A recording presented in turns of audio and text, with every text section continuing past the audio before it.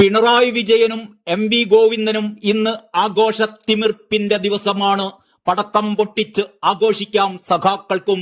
അവരുടെ പ്രിയങ്കരരായ രണ്ടു പേർക്ക് ലോട്ടറി അടിച്ചിരിക്കുന്നു. ഒരാൾക്ക് സ്ഥാനക്കയറ്റം, മറ്റേയാൾക്ക് സ്വാതന്ത്ര്യക്കയറ്റം. കേസും വിചാരണയും ഒക്കെ ഒരു ഭാഗത്ത് നടക്കും. പക്ഷേ പാർട്ടിയും സർക്കാരും ഒപ്പമുണ്ടെങ്കിൽ ഒന്നും പേടിക്കാനില്ല.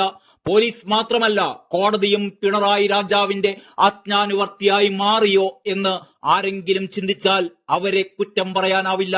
ഇന്നത്തെ രണ്ട് പ്രധാന വാർത്തകൾ അതാണ് സൂചിപ്പിക്കുന്നത്.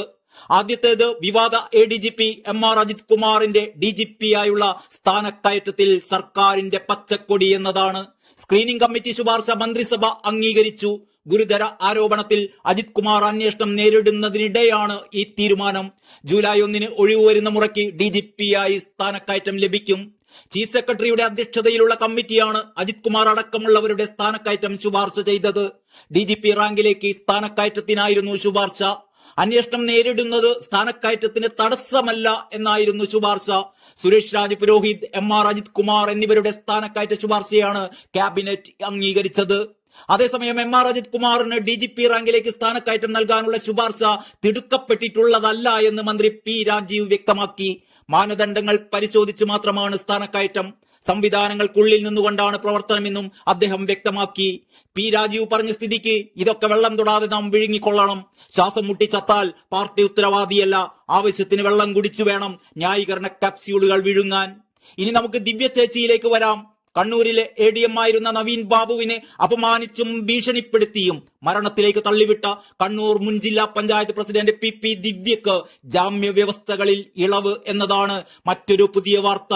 കണ്ണൂർ ജില്ല വിട്ടുപോകുന്നതിന് തടസ്സമില്ല എന്നും ജില്ലാ പഞ്ചായത്ത് യോഗങ്ങളിൽ പങ്കെടുക്കാമെന്നും ഇളവുകളിൽ പറയുന്നു. തിങ്കളാഴ്ചകളിൽ അന്വേഷണ ഉദ്യോഗസ്ഥന് മുമ്പിൽ ഹാജരാകണം എന്ന വ്യവസ്ഥക്കും ഇളവ് നൽകിയിട്ടുണ്ട്. ആവശ്യപ്പെടുമ്പോൾ മാത്രം ഹാജരായാൽ മതിയത്രേ. അങ്ങനെ PP ദിവ്യയോട് ഹാജരാവാൻ ഒരു പോലീസും പറയില്ല എന്നതാണല്ലോ വാസ്തവം.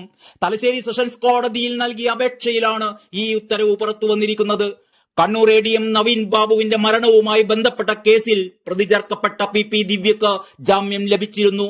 യാത്രയപ്പ് യോഗത്തിൽ ജില്ലാ പഞ്ചായത്ത് പ്രസിഡന്റ് ആയിരുന്ന PP ദിവ്യ പരസ്യമായി അധിക്ഷേപിക്കുകയും ഭീഷണിപ്പെടുത്തുകയും ചെയ്തതിന് പിന്നാലെയാണ് ADM നവീൻ ബാബുവിനെ മരിച്ച നിലയിൽ ക്വാർട്ടേഴ്സിൽ കണ്ടെത്തിയത്. ഒക്ടോബർ 14 നടന്ന യാത്രയപ്പ് യോഗത്തിലായിരുന്നു ഈ വിവാദങ്ങളുടെയെല്ലാം തുടക്കം. യോഗത്തിലേക്ക് ക്ഷണിക്കാതെ വന്നെത്തിയ ജില്ലാ പഞ്ചായത്ത് അധ്യക്ഷ PP ദിവ്യ സ്ഥലം മാറ്റത്തിന്റെ സന്തോഷമെല്ലാം തല്ലിക്കെടുത്തി ആക്ഷേപങ്ങൾ ചൊരിഞ്ഞു. തുടർന്ന് കിട്ടിയ ഉപഹാരങ്ങൾ പോലും എടുക്കാതെയാണ് നവീൻ ബാബു കളക്ടറേറ്റ് വിട്ടിറങ്ങിപ്പോയത്. രാത്രി 8:55 മലബാർ എക്സ്പ്രസിനായിരുന്നു നവീൻ ബാബു നാട്ടിലേക്ക് പോകാൻ ടിക്കറ്റ് എടുത്തിരുന്നത്. പുലർച്ചെ നവീൻ ബാബുവിനെ വീട്ടിലേക്ക് കൂട്ടിക്കൊണ്ടുവരുവാൻ ചെങ്ങന്നൂർ റെയിൽവേ സ്റ്റേഷനിലെത്തിയ ബന്ധുക്കളാണ് നവീൻ ബാബു ആ ട്രെയിനിലില്ലെന്ന വിവരം കണ്ണൂരിൽ അറിയിക്കുന്നത്. ADMന്റെ ഡ്രൈവർ പള്ളിക്കുന്നിലെ താമസ സ്ഥലത്ത് അന്വേഷിച്ചെത്തിയപ്പോഴാണ് നവീൻ ബാബുവിനെ മരിച്ച നിലയിൽ കണ്ടെത്തിയത്. അപ്പോൾ സഖാക്കന്മാർക്കെല്ലാം സന്തോഷമായി എന്ന് കരുതട്ടെ. MR അജിത് കുമാറിനും PP ദിവ്യക്കും ഇൻക്ലാബ് സിന്ദാബാദ് വിളിച്ചുകൊണ്ട് തൽക്കാലം നിർത്തട്ടെ. എല്ലാവർക്കും ലാൽ സലാം, നന്ദി, നമസ്കാരം.